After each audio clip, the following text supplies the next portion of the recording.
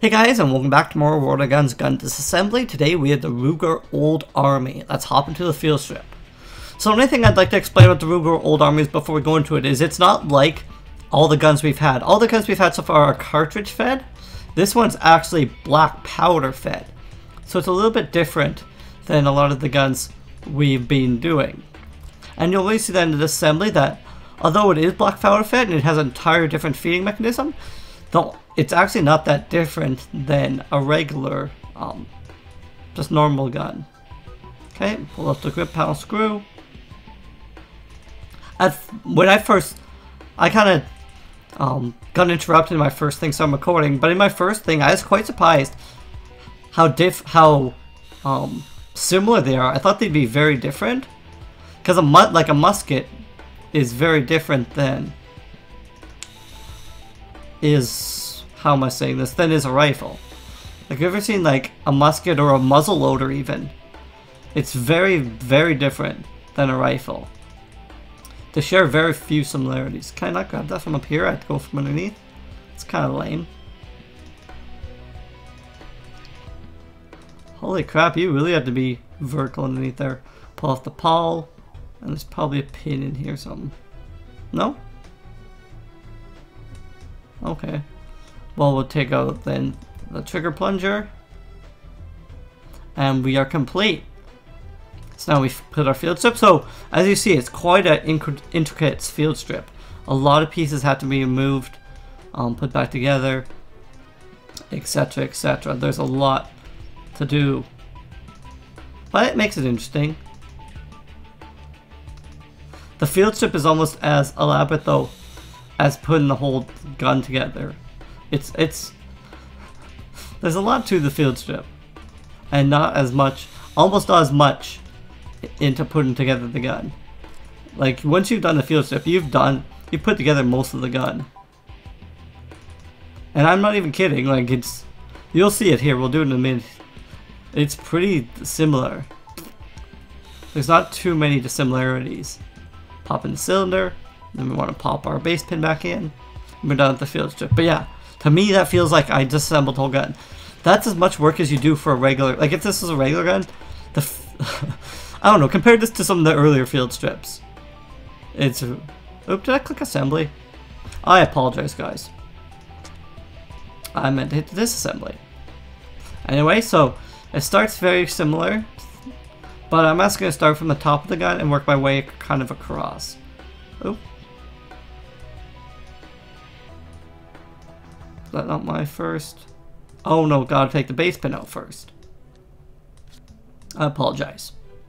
Base pin, then you can pull your cylinder out. So this piece has two pieces. It has the bullet rammer and a load lever. You know me, I like to take apart pieces as they are removed. We can highlight just so you guys can kind of see better. So this cylinder actually only has those nozzles. I thought there was going to be a lot more pieces to it, but there isn't really. The only other piece of this is the loading lever latch. Okay. So the barrel is one solid piece. There's no pieces on it. A lot of the guns, the front sight pulls off. This one, it does not. Okay, base pin retaining. Continue to move back and pull off the rear sight assembly. There's the rear elevation screw. Rear sight blade assembly. And that's the sight. Okay, so as we know, we gotta take out the grip panel screw. Right grip. Left grip. Then you can take out the whole grip frame assembly. Again, it says ASSY, which stands for assembly. I don't know why they just don't write assembly, but it's kind of one of those things. And one of those questions you don't ask. So pull out your pivot pins. But I'm going to go over here while I'm thinking of it. If you can always do things while you're thinking of it, it's fine. Pull out the little trigger plunger. Pull out the hammer straw assembly. Then you want to pull out the little grip panel dowel. Oops, I apologize. The spring, and then you don't click on that. So trigger, hammer, spring, cylinder latch. There's a little pawl plunger there as well. Okay, pawl, hammer, trigger, plunger assembly. Okay, and that's what I was looking for when we did our field strip, is that little pole, but you don't actually have to pull it out on the field strip. So 2 pieces left, these little elevation screws there. Or elevation springs rather, actually. So that is our disassembly. We'll hop into our reassembly. So these springs are really small. They're hard to see unless you're exactly looking for them in particular. So the reason I like doing this is so you don't forget it later on. Not that you're gonna forget the site, but like I said, put on your things. I like to just put it together, then you're done. Put that on. Okay. So, but let's get to these pieces. So we know there's hammer, trigger plunger there. Oops, sorry. I was looking for the pawl, not the trigger. Okay. Here. This is this piece. Okay, it is the mainspring. Then the hammer strut. Then the capel dowel. Then the hammer strut assembly. And then the trigger plunger needs to go in as well. So we got that all assembled. Okay. So if we look from over top, we know there's a little pawl plunger that needs to go in. If you look at the top, you can kind of get a good perspective of what your pieces are. Cylinder latch spring, once those 2 are in. Trigger, hammer, and you can put in your 3 pivots.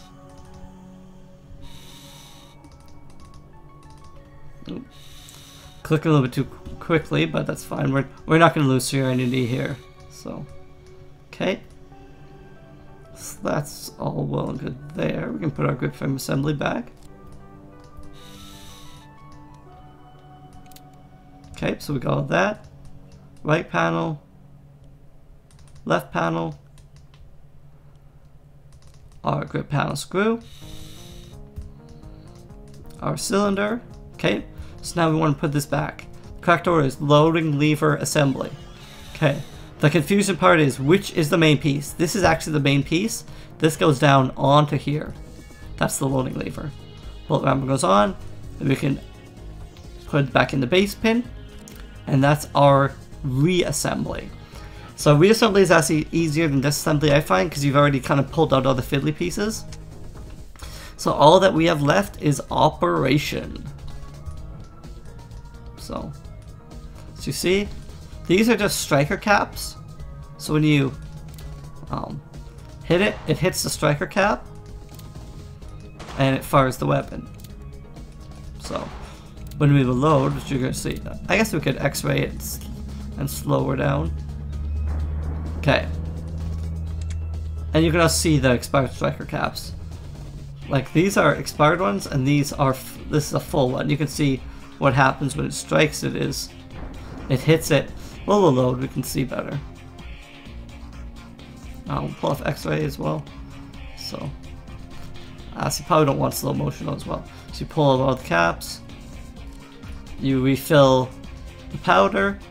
So that's going to make us see every one. Holy crap. This is what it would be like, though, if you actually have to reload the gun. So this is what pushes the round in. Is that? So you put the powder, put the gun in, pull this up, and you push the round in. Powder in, round, push it in. Okay.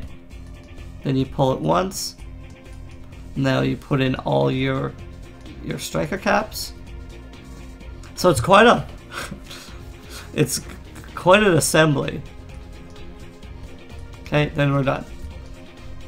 So if we go X-ray here, okay. So you can see the powder in there, exactly how it works. You cock back your mechanism, which pulls it. You strike, and fires around. We can even go even slower. What's the slowest? 50? Okay. Cock, you can see all the mechanisms in here. So it pulls back, pulls back, pulls back. Now this grips there, and watch. It pushes up the cylinder. It's a little bit too slow, but it's fine. As it pulls this back. Okay? So rotating the cylinder and pulling back the hammer. Okay? Hammer locks into position. We pull the trigger down here. So watch you pull the trigger back. it releases the hammer. Hammer comes forward, hits the striker cap. Okay, and the bullet is fired from the gun. Okay, and it just kind of all goes into a point of rest. So, and just fire this rounds. So it's a pretty interesting. Okay, and oops. Guess you can't really see it in X-ray as well. So yeah, if you're looking at the sights, you can elevate the rear sight. So, but anyway guys, thanks for coming out for the Ruger Old Army. I hope you learned something about this old-fashioned gem. Later guys.